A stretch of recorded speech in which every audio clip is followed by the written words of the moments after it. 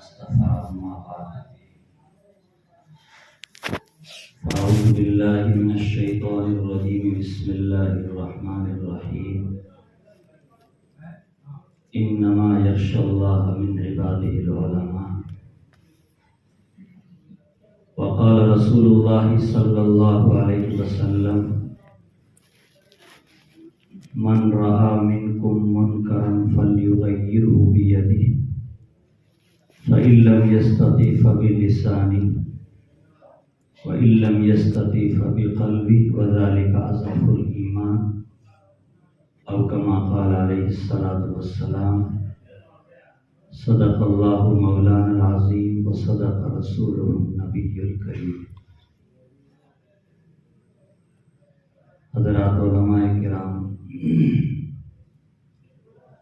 بزرگان محترم، آپ اس وقت اتنی بڑی تعداد میں ایک بہت بڑے مقصد کے لیے تشریف لائے ہیں اور ایک بہت بڑی فکر کے تحت ہم لوگ یہاں جمع ہوئے ہیں۔ میں آپ حضرات کا بہت بہت شکریہ ادا کرتا ہوں کہ آپ حضرات تشریف لائے۔ چند روز قبل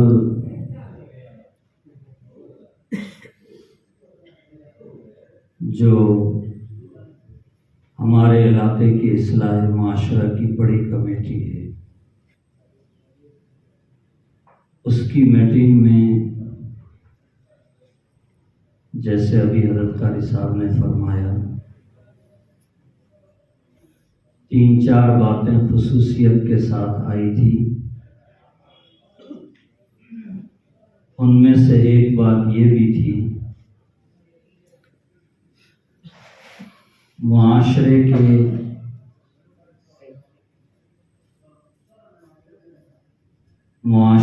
ایک اہم جز ہر سماج میں علماء کا ایک بڑا طبقہ بھی ہے۔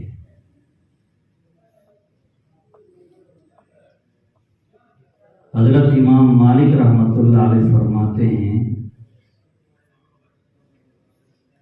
کسی بھی ملک اور کسی بھی سماج میں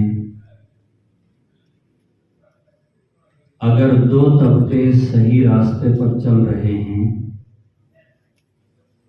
تو پورے ملک کا نظام صحیح چلے گا، پوری قوم کا نظام صحیح چلے گا۔ اور اگر ان 2 طبقوں کے اندر کوئی خرابی ہے تو اس قوم اور اس ملک کے اندر بھی عمومی طور پر خرابیاں پیدا ہو جائیں گی۔ حضرت امام مالک رحمۃ اللہ علیہ نے استدلال کیا ہے قرآن کریم کی ایک آیت سے، یا ایھا الذین آمنوا اطیعوا اللہ واطیعوا الرسول واولی الامر منکم۔ جمہور محدثین، جمہور مفسرین کا یہی قول ہے، اولی الامر سے مراد علماء بھی ہے، اولی الامر سے مراد امراء اور حکمراں بھی ہے۔ علماء قرآن و سنت کی روشنی میں صحیح تحقیق پیش کرتے ہیں، امراء اور حکمراں سماج میں، قوم میں، ملک میں اس کو نافذ کرتے ہیں۔ تحقیق علماء کا کام ہے، تنفیذ امراء کا کام ہے۔ ہم جس ملک میں رہتے ہیں، جس سماج میں رہتے ہیں، ہم سب کو معلوم ہے غیر مسلم ملک ہے، لیکن ہر سماج میں کچھ ذمہ دار لوگ ہوتے ہیں، ہر قوم میں کچھ ذمہ دار لوگ ہوتے ہیں، اور ہر قوم میں کچھ علماء بھی ہوتے ہیں۔ علماء قرآن و حدیث کی روشنی میں فیصلہ کرنے والے لوگوں کے سامنے صحیح تحقیق پیش کریں، ان کی ذہن سازی کریں، اور اس کے بعد ذمہ دار لوگ اس کو نافذ کرنے کی کوشش کریں۔ بات ہماری ذمہ داری کے احساس کا ہے۔ یہ کام دین کا ہے جس پر اجر آخرت میں ملے گا، لیکن اس محنت سے پوری قوم کی زندگی بڑی پرسکون ہو جائے گی۔ اگر یہ محنت میدان عمل میں اتر جاتی ہے، جو بگاڑ، جو فساد، جو چیزیں ہیں، تفصیل کی ضرورت نہیں ہے۔ ہم اور آپ سب روزانہ اس کا رونا روتے ہیں۔ عملی طور پر کوئی فرد انفرادی طور پر، ذاتی طور پر بہت بڑی تبدیلی نہیں لا سکتا ہے۔ وہ تو انبیاء ہوتے ہیں، اللہ جن کو بڑی روحانی قوت عطا فرماتے ہیں، اس روحانی قوت کے بل بوتے پر پورے علاقے، پوری قوم اور پوری دنیا میں وہ ایک انقلاب برپا کر دیتے ہیں۔ ہمارے اندر وہ روحانی قوت، وہ روحانی طاقت تو موجود نہیں ہے، لیکن اس کا کچھ حصہ ہمیں اپنے اندر بھی پیدا کرنے کی کوشش کرنی چاہیے۔ ہم مدارس کے لوگ ہیں، دعوت و تبلیغ کے لوگ ہیں، مکاتب کے اساتذہ کرام ہیں، خدمت خلق سے جڑے ہوئے علماء اور ذمہ داران لوگ ہیں۔ سیرت کا اگر ہم مطالعہ کریں گے، یہ سارے کام جو اتنی بڑی بڑی جماعتیں مل کر کے انجام دے رہی ہے، آقا مدنی صلی اللہ علیہ وسلم نے ابتدا میں ان تمام محنتوں کو اکیلے طور پر انجام دیا ہے۔ سوال یہ ہے کہ نبی علیہ السلام نے، صحابہ کرام رضوان اللہ تعالی علیہ مجمعین نے اپنی محنت کے ذریعے 23 سال کی مدت میں جزیرۃ العرب کا پورا نقشہ بدل دیا۔ ہم اتنی بڑی تعداد میں لوگ ہیں، دین کے کسی نہ کسی شعبے سے، کسی نہ کسی حصے سے جڑے ہوئے ہیں۔ اگر ہم اس چیز کو دل پر لیں اور اس فکر کو اپنا اوڑھنا بچھونا بنائیں، تو کیا تبدیلی نہیں آ سکتی ہے؟ بالکل آ سکتی ہے۔ لیکن میرے بزرگوں، نوجوان علماء کرام، ہمیں یہ چیز سوچنے کی ضرورت ہے کہ ہم کار نبوت سے جڑے ہوئے ہیں۔ کار نبوت کے لیے لاؤ لشکر سے پہلے اس کی انجام دہی کے لیے انجام دینے والے کو اپنے اندر اوصاف اور صفات کا پیدا کرنا ضروری ہے۔ حضرت نبی کریم صلی اللہ علیہ وسلم کو، ان کو نبی بنانا تھا۔ اللہ نے نبوت عطا کرنے سے پہلے ان کے قلب اطہر کو جنت کے پانی سے 4 مرتبہ دھویا، تو ان کے قلب کے اوپر دنیا کی کوئی چیز مؤثر نہیں ہوتی تھی۔ نبی علیہ الصلوۃ والسلام نے جن اوصاف کے ساتھ، جن صفات کے ساتھ اپنی ذمہ داری کو انجام دیا، صحابہ کرام رضوان اللہ تعالی علیہ مجمعین نے جن صفات کے ساتھ انجام دیا، انہی اوصاف اور انہی صفات کے ساتھ اگر ہم دین کے ان کاموں کو لے کر کے آگے بڑھیں گے تو ہماری ترقی ہوگی، ورنہ ترقی کے بجائے ہم خود بھی پٹڑی سے اتر جائیں گے اور ہماری بد اعتقادی، ہماری بد عملی اور ہماری خیانت اور بددیانتی کی وجہ سے قوم ہم سے بدظن نہیں ہوگی بلکہ اسلام سے بدظن ہو جائے۔ اس لیے یہ چیزیں کہ نبی علیہ الصلوۃ والسلام نے تعلیم کا کام بھی کیا، تبلیغ کا کام بھی کیا، جزیرۃ العرب کے پورے معاشرے کے اندر آپ نے ایک اصلاح اور ایک انقلاب برپا کر دیا، صحابہ کی اتنی بڑی جماعت تیار ہو گئی اور وہ جماعت دنیا کے کونوں کونوں میں پھیلی، تو اللہ کا شکر ہے ہمارے بزرگوں کو بھی اس اسلام کی دولت سے مشرف ہونے کی اللہ نے توفیق عطا فرمائی، اور آج ہی انہی کے خاندانوں میں اتنی بڑی علماء کی تعداد ہے، کوئی محدث ہے، کوئی فقیہ ہے، کوئی مفسر ہے، کوئی قاری ہے، کوئی دین کی جتنے بھی فنون اور علوم ہیں ان کے اندر اللہ نے ان کو مہارت عطا فرمائی ہے، لیکن ان ساری مہارتوں کے باوجود، ان ساری کامیابیوں کے باوجود آج خود ہم اپنے گھر کے اندر تبدیلی لانے سے عاجز نظر آ رہے ہیں۔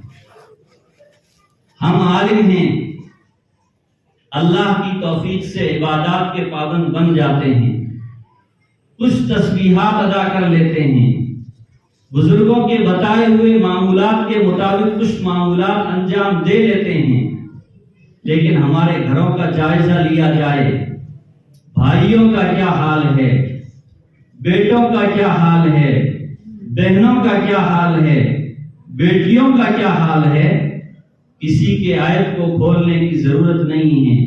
ہم سب کو اپنے اپنے گریبان میں ہم جھانکیں گے تو ہمیں اپنے گھر کا سارا علم موجود ہے، یہ ساری چیزیں ہمارے سامنے موجود ہے۔ ابھی مولانا فرما رہے تھے پردے کے بارے میں،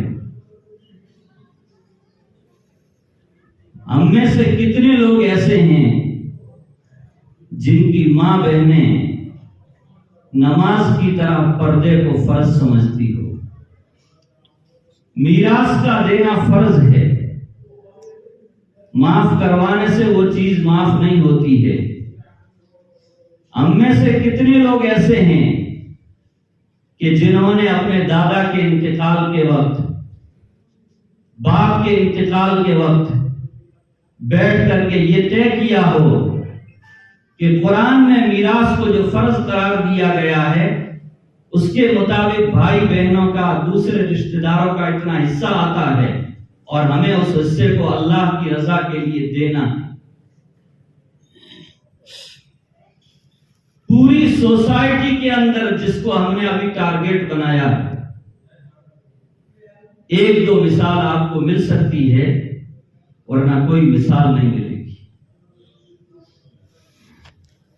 قرآن ہم پڑھاتے ہیں، حدیث ہم پڑھاتے ہیں، تفسیر ہم پڑھاتے ہیں، تبلیغ کا کام ہم کرتے ہیں، لمبی لمبی بحثیں اور لمبی لمبی تقریریں ہم کر لیتے ہیں الحمدللہ، اپنے اساتذہ کی محنتوں کی وجہ سے، ان کی توجہات کی وجہ سے، بزرگوں کی توجہات کی وجہ سے، لیکن ان علوم اور فنون کے اندر جو عملی چیزیں ہیں، اعتقادات اور عبادات کے بعد ہم اہل علم بھی اسی راستے کے اوپر چل رہے ہیں جس راستے کے اوپر ہمارے آباء و اجداد جاہلیت کے طور پر چلے آ رہے تھے۔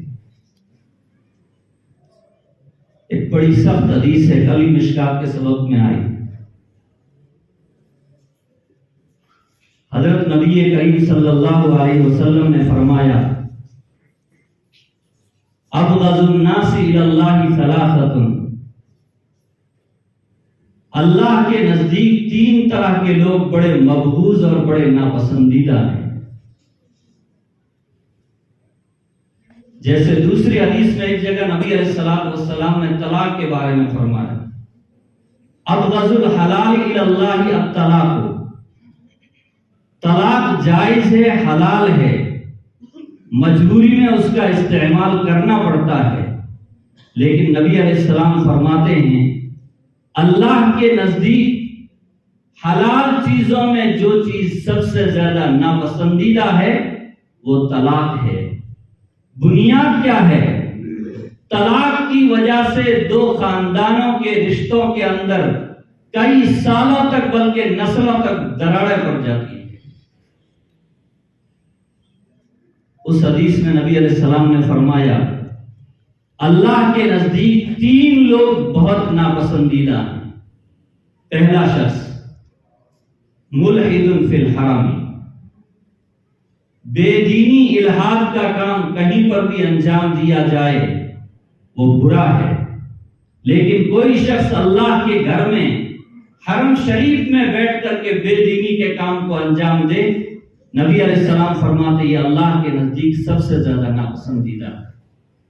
دوسرا فرمایا مبتغی فی الاسلام سنت الجاہلیہ، اسلام میں داخل ہے، قرآن پڑھتے ہیں، حدیث پڑھتے ہیں، مسائل معلوم ہیں، ساری چیزیں ہیں، لیکن قومی دباؤ کی وجہ سے، آباء و اجداد کے رسومات کی وجہ سے یا اور کسی بنیاد پر اسلام میں اسی طریقے کو اختیار کرتے ہیں جو زمانہ جاہلیت میں چلا آ رہا ہے۔ ہمارے آباء و اجداد زمانہ جاہلیت میں جو کام انجام دیتے تھے اور ہمارے آباء و اجداد ان ہندوانہ رسومات کی وجہ سے ان کے دباؤ میں آ کر کے انجام دیتے تھے، آج ان میں سے اکثر کام ہمارے علماء کے گھروں کے اندر بھی انجام دیے جا رہے ہیں۔ نبی علیہ السلام اس کو ابغض الناس فرماتے۔ اس جملے پر ہمیں غور کرنے کی ضرورت ہے۔ ہم دین کے نام پر کہاں کہاں بے دینی پیدا کر دیتے ہیں، ہم دین کے نام پر کہاں کہاں الحاد اور زندگی کے شکار ہو جاتے ہیں، ہم دین کے نام پر لوگوں کو کہاں کہاں گمراہ کرنے کا شکار بن جاتے ہیں۔ اس لیے میں اپنے بزرگوں سے تو نہیں کہہ سکتا، لیکن میں اپنے نوجوان احباب سے، نوجوان علماء سے ضرور کہوں گا، کار نبوت کے لیے اوصاف نبوت کا پیدا کرنا ضروری ہے، اور ہمارے بزرگوں کا تجربہ شدہ طریقہ ہے اور ان کا فرمان بھی ہے، علم اپنے اندر خودداری اور تعلی کو ساتھ میں لے کر کے آتا ہے۔ جہاں علم آئے گا آدمی میں وہاں بڑکپن پیدا ہوگا، جہاں علم آئے گا یہ اس کی صفت ہے اور اللہ نے اس کا وعدہ بھی کیا ہے، لیکن اوپر جاتے ہوئے نیچے والوں کو کمتر سمجھ لینا، نیچے والوں کو ذلیل اور حقیر سمجھ لینا، نیچے والوں کو یہ سمجھنا یہ جاہل لوگ ہیں، ان کو کچھ پتا نہیں ہے۔ اللہ نے ہمیں علم کی دولت سے دیا ہے، دولت عطا کی ہے، ہم بہت بڑے لوگ ہیں۔ اگر یہ چیز دل میں پیدا ہو جاتی ہے تو یہ چیز دینی کام کے لیے بڑی خطرناک ہے، اور اللہ ہماری حفاظت فرمائے۔ اس چیز کا شکار ہونے کے بعد ہم اپنے آپ کو تو بڑا سمجھتے ہیں، لیکن اللہ لوگوں کی نگاہوں کے اندر ہمیں گرا دیتے۔ کار نبوت کے لیے اوصاف نبوت کا ہونا ضروری ہے۔ علم ہے، حلم ہے، صبر ہے، برداشت ہے، تواضع ہے، تحقیق ہے، ایک دوسرے کے حقوق کو ادا کرنا ہے۔ یہ ساری چیزیں ہمارے اندر ہوگی تو ہماری گاڑی آگے بڑھے گی، ورنہ ابھی قاری صاحب نے جیسے قرآن کی آیت کی روشنی میں بتایا، أَتَأْمُرُونَ النَّاسَ بِالْبِرِّ وَتَنْسَوْنَ أَنفُسَكُمْ، ہم مائک پر بیٹھ کر کے، کرسیوں کے اوپر بیٹھ کر کے لوگوں کو تو نیکی کا کام حکم کرتے ہیں، لیکن عملی طور پر جہاں ہمارا نمبر آتا ہے وہاں ہم اپنے آپ کو بھول جاتے ہیں۔ اسی لیے قرآن میں دوسری جگہ اللہ نے یوں بھی فرمایا لما تقولون ما لا تفعلون، پہلے کردار بناؤ، پہلے اپنا عمل ٹھیک کرو، اس کے بعد دوسرے لوگوں کو دعوت دو۔ قاری صاحب نے جیسے ابھی بتایا تھا کہ سیرت کا ہم مطالعہ کریں گے تو اللہ تعالیٰ نے نبی علیہ السلام کی 40 سال تک تربیت کی ہے۔ اللہ نے ان کا مزاج ایسا رکھا تھا کہ بچپن میں وہ بچوں کے ساتھ کھیلتے نہیں تھے، جوانی میں آوارہ بچوں کے ساتھ وہ جاتے نہیں تھے، اور جیسے جیسے نبوت کی عمر قریب آ رہی تھی، نبوت کا وقت قریب آ رہا تھا، آپ کو خلوت اور تنہائی بہت پسند ہوتی تھی۔ آج یہ چیز ہمارے اندر سے ختم ہوتی جا رہی ہے۔ تو کار نبوت کے لیے اوصاف نبوت کا ہونا ضروری ہے، اور صرف بخاری پڑھ لینے سے، قرآن کریم کی تفسیر پڑھ لینے سے علم تو آئے گا، لیکن ہمارا کردار نہیں بنے گا جیسا بننا چاہیے۔ کب بنے گا؟ انڈے 21 دن مرغی کے نیچے رہتے ہیں تو بچے پیدا ہوتے ہیں۔ ہم نے مشائخ کے پاس جانے کو عیب سمجھ لیا، ہم نے تصوف اور سلوک کی راہ کے اختیار کرنے کو اپنے ترقی کے لیے بہت بڑی رکاوٹ سمجھ لیا، تو آج ہماری طبیعتوں کے اندر بھی آوارگی پیدا ہو گئی۔ کیا پیدا ہو گئی؟ آوارگی پیدا ہو گئی۔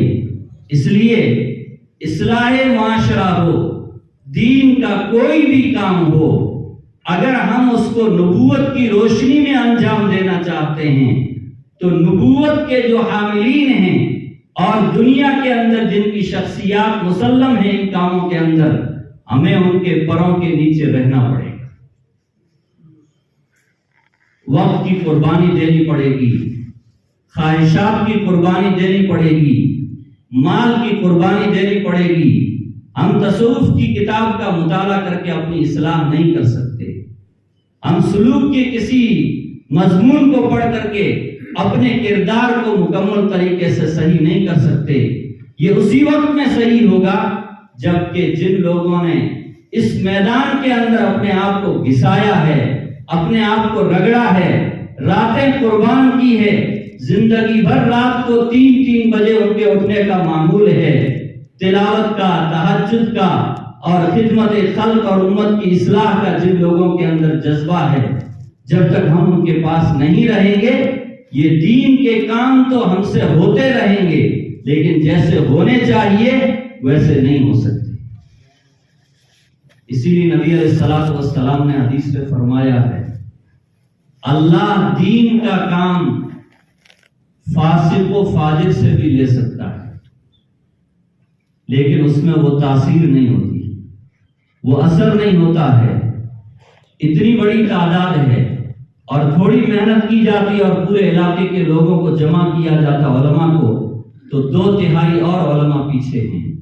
پورے سماج میں، پورے علاقے میں ہماری اتنی بڑی تعداد ہے اور اجتماعی طور پر ہم اپنے معاشرے کے اندر کسی برے کام کی اصلاح کے لیے اجتماعی طور پر جمع نہیں ہوں گے تو آپ مجھے معاف فرمائیں، ہماری زندگیاں گزر جائے گی لیکن قوم کے اندر کبھی اصلاح نہیں ہو۔ نوجوانوں کا کیا عالم ہے، بچوں کا کیا عالم ہے۔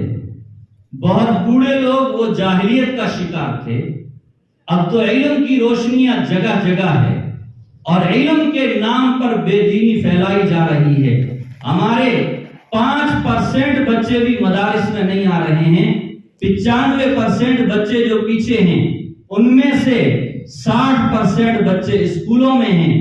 ان بچوں کی دین اور ان بچوں کی صحیح تعلیم اور تربیت کی فکر کون کرے گا؟ ہم مدارس کے دائرے میں محدود ہو گئے، وقت پہ مجھے گھنٹہ پڑھانا ہے، وقت پہ مجھے چندہ کرنا ہے، وقت پہ مجھے مدرسے کے دوسرے کام انجام دینے ہیں۔ یہ امت جو پیچھے 95% بیٹھی ہوئی ہے، اس امت کی فکر کے لیے ہم اپنے آپ کو نکھار کر کے جب تک امت میں نہیں جائیں گے، میرے بزرگوں اور نوجوان ساتھی، امت کے اندر کبھی اصلاح پیدا نہیں ہو سکتی۔ اس لیے ضروری ہے، بڑی باتیں ہیں لیکن قرآن اور حدیث کی روشنی میں کہی جا رہی ہے، منہ چھوٹا ہے، کہ ہم پہلے نمبر پر تعلیم کے ساتھ خود اپنی تربیت اور اصلاح کی زیادہ سے زیادہ فکر کریں۔ اصلاح کے لیے میری گنہگار آنکھوں نے اب تک کسی کو نہیں دیکھا اپنے علاقے میں کوئی سنجیدہ مزاج ہے تو اس کی فطرت ہے، ورنہ مشائخ سے تعلق کیے بغیر کسی کی صحیح اصلاح اور تربیت ہو گئی ہو، یہ کہیں چیز نظر نہیں آتی، وقت آنے پر وہ بھی پھسل ہی جاتے ہیں۔ اس لیے پہلا کام یہ ہے کہ ہم اپنے اندر اوصاف نبوی کو پیدا کرنے کے لیے اوصاف نبوی سے جو حضرات، جو شخصیات متصف ہیں، ان کے پاؤں میں جا کر کے پڑ جائیں تو انشاءاللہ ہمارے اندر بھی وہ اوصاف پیدا ہو جائیں۔ دوسری چیز، بات کی تاثیر کے لیے، کردار کی تاثیر کے لیے رزق کا حلال ہونا انتہائی ضروری ہے۔ آپ مجھے معاف کریں، مادیت کے پیچھے اور کچھ آوارہ علماء کے مضامین پڑھ کر کے ہم جس طرح دنیا پرستی اور مادیت کے پیچھے بھاگ رہے ہیں، میرے نوجوان ساتھیوں، ہم بہک جائیں۔ فیس بک کی دنیا میں مت جاؤ، واٹس ایپ کی دنیا میں مت جاؤ، یوٹیوب کی یونیورسٹی میں مت جاؤ۔ یہ ساری چیزیں ہم کو گمراہ کرنے کے لیے، اور دنیا کے اندر یہ جو سسٹم چل رہے ہیں، اگر ان سسٹموں سے کسی کی اصلاح اور تربیت ہوتی تو پچھلے 15-20 سالوں میں ان چیزوں سے کون نکھر کر کے آپ کے سامنے آیا۔ کتابوں سے مربوط رہیں، بڑے علماء سے مربوط رہیں۔ اور میں دوسری چیز عرض کر رہا تھا، مادیت کی چکا چوندی سے ہم اپنے آپ کو بچانے کی کوشش کریں۔ کسی بڑی شخصیت کی چکا چوند کو ہم دیکھ کر کے متاثر ہوتے ہیں اور ہم مادیت کے پیچھے بھاگ کر کے ہم بھی سوچتے ہیں کہ ہم بھی انہی کی راہ پر چلیں گے۔ آپ کو ظاہری طور پر وہ رونق مل جائے گی، لیکن باطنی طور پر ہم بہت خراب ہو جائیں گے۔ مبتدی اپنے آپ کو منتہی پر قیاس کرتا ہے، مبتدی اپنے آپ کو منتہی پر قیاس کرتا ہے، اس مبتدی کی کبھی اصلاح اور کبھی تربیت نہیں ہو سکتی۔ اس لیے حلال روزی کا بہت اہتمام کرنے کی کوشش کریں۔ ذمہ دار حضرات بھی موجود ہیں، دعوت و تبلیغ کے ساتھی بھی موجود ہیں۔ ہم نے ہر رشتہ دار کی ہر دعوت کو قبول کرنے کو اپنے لیے ضروری سمجھ رکھا۔ دعوت قبول کرنی چاہیے، سنت ہے، لیکن کچھ تحقیق بھی کر لینی چاہیے۔ کیا کر لینی چاہیے؟ کچھ تحقیق بھی کر لینی چاہیے۔ دین کے کام کرنے والے ہر طبقے کے لوگ، ان کی کچھ اپنی مصلحتیں ہوتی ہے، کچھ حکمتیں ہوتی ہے، لیکن جو آدمی عزیمت پر چلتا ہے اس کی بات ہی کچھ اور ہوتی ہے۔ ہم سب رخصت پر آ گئے، ہمیں فقہ کے جزیات معلوم ہیں، یہ بھی ٹھیک ہے، یہ بھی ٹھیک ہے۔ ہم اپنی خواہش کے مطابق دونوں میں سے اٹھا کر کے کسی ایک جزیے کو اختیار کر لیتے ہیں، اور اس کی وجہ سے قوم میں یہ پیغام جاتا ہے کہ یہ چیز جب ہمارے علماء جو رہبر ہیں قوم کے، جو رہنما ہیں، اور امام مالک رحمۃ اللہ علیہ کا میں نے ابھی قول سنایا کہ 2 طبقے قوم کے رہبر اور رہنما ہیں، ہمارا عمل اور ہمارا کردار جب اس طرح کا جاتا ہے تو ساری قوم کے اندر اس کا اثر بہت غلط جاتا ہے۔ مکاتب کے اساتذہ، دعوت و تبلیغ کے ساتھی اپنے ہر محلے سے بلا واسطہ ہر گھر سے جڑے ہوئے ہیں۔ بلا واسطہ، مدارس کے علماء بالواسطہ ہیں، بڑے بڑے مشائخ اور اکابر بالواسطہ ہیں، لیکن یہ دو طبقے ایسے ہیں کہ یہ بلا واسطہ ہر گھر سے، ہر فرد سے جڑے ہوئے۔ اور اب تو مکاتب کا حال یہ ہے، جب سے اسکولی نظام کو ہم نے منظم کرنا شروع کیا ہے، 4 گھنٹے سے زیادہ تعلیم نہیں ہوتی مکاتب۔